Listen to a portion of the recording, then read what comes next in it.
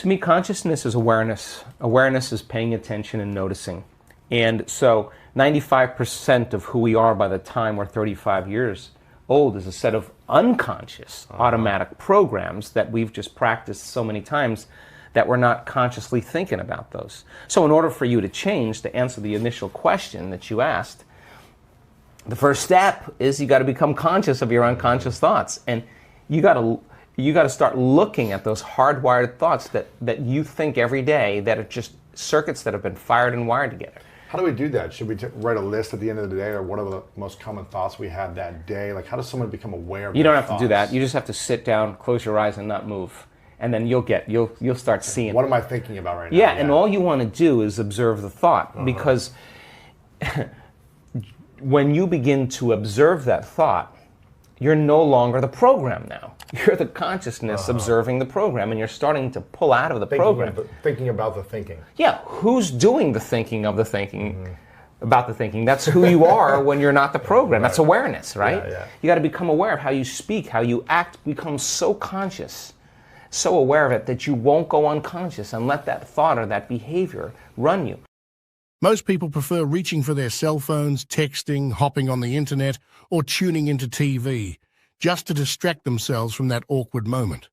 But here's the deal. That discomfort is the doorway to personal freedom. Step 1, becoming conscious. Meditation is the key, a way to become familiar with and understand their unconscious self. It's about staying so aware that you don't lose consciousness of any thought, behavior, or emotion. But it takes a lot of energy and constant awareness to pull this off. Now, if you're afraid of falling from grace, have no worries. You will bounce back each time. It's a journey with ups and downs, and you can't give up. Those moments of connection and transcendental experiences make the tough days worthwhile. It's not the easy meditations that stick in your memory.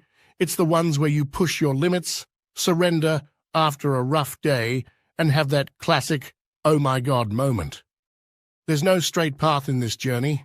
It's about choosing creation over survival. With time, you'll get better at it. Staying conscious, aware, and present is an art they're mastering.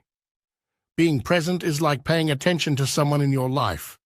You know when someone is or isn't present. Similarly, within you, there's this intelligence governing everything, a self-organizing force. To tap into this intelligence, you need to redirect your attention. Shift from being a somebody to a nobody, from a someone to a no one, from something to nothing, from somewhere to nowhere, and from some time to no time. It's a challenge, especially for those deeply invested in their appearance or attached to their possessions and relationships. But with practice, moments of disassociation become easier, transcending the known self and entering the quantum field. Amazingly, studies have shown that with practice, individuals can reach a state of being nobody, no one, nowhere, and in no time, in mere seconds. Brain scans from Bond University in Australia revealed that during these moments, brain waves slow down into alpha and theta states, suppressing the memory bank of the known self tied to three-dimensional reality. It's a journey of self-discovery beyond the ordinary grind of daily life. Ever wonder how much people really believe that their thoughts can shape their lives? Think about this. How many folks wake up each morning and consciously create their future? The surprising answer is not many. Why? Because deep down, most people don't fully believe it's true. If they were absolutely certain, would they ever skip a day or let unwanted thoughts slip by? According to neuroscience, the brain is like a record of everything you've experienced. It reflects your life and past environment. So here's the million-dollar question. Does your environment control your thinking, or does your thinking control your environment? Picture this. You wake up, follow the same routine, encounter the same people, and basically replay the same day. Now, did your brain change at all? Even though you might be thinking the same thoughts and doing the same actions secretly, You hope for something different in your life. But as long as your thinking aligns with everything familiar, you keep creating more of the same. The key is to think beyond your environment. Legendary figures like Mahatma Gandhi or Joan of Arc understood this. They had a vision that they couldn't see, smell, taste, or feel. Yet it lived so vividly in their minds that they started living as if it were happening now. Can you believe in a future you can't see or experience yet, but you've imagined it so much that your brain thinks it's already real? Neuroscience says it's totally doable. Your personality shapes your personal reality. Simple as that. It's composed of your thoughts, actions, and emotions. If you want a new reality, you've got to change your thoughts, behaviors, and emotions. Many try to create a new reality with the same old personality, and guess what? It doesn't work. You've got to become somebody else. Here's a cool neuroscience principle. Nerve cells that fire together, wire together. If you keep repeating the same thoughts and actions, your brain follows suit. It creates fixed patterns, forming what we call your personality. So, if you want to break free from the same old routine, start by changing the way you think, act, and feel. It's the secret sauce to creating a new and exciting personal reality. Imagine your brain as a kind of box, not a literal one, but a collection of wired programs running on repeat. Why? Because we tend to stick to the same routines over and over. Now, to shake things up, you've got to change your mind. That means making your brain work in new sequences, patterns, and combinations. How do you do that? Enter the magic ingredient, knowledge, or information. Learning something new creates fresh connections in your brain. Every time you grasp a new concept, it's like forging new brain links. So, here's the fun part.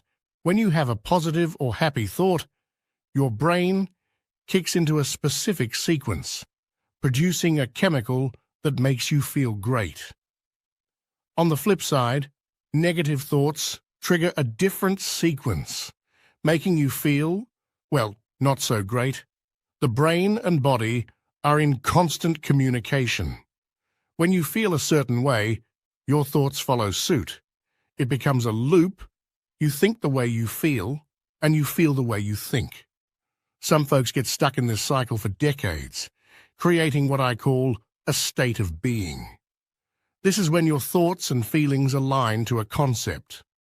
95% of who you are by the time you're 35 is a set of memorized behaviors, reactions, beliefs, and attitudes.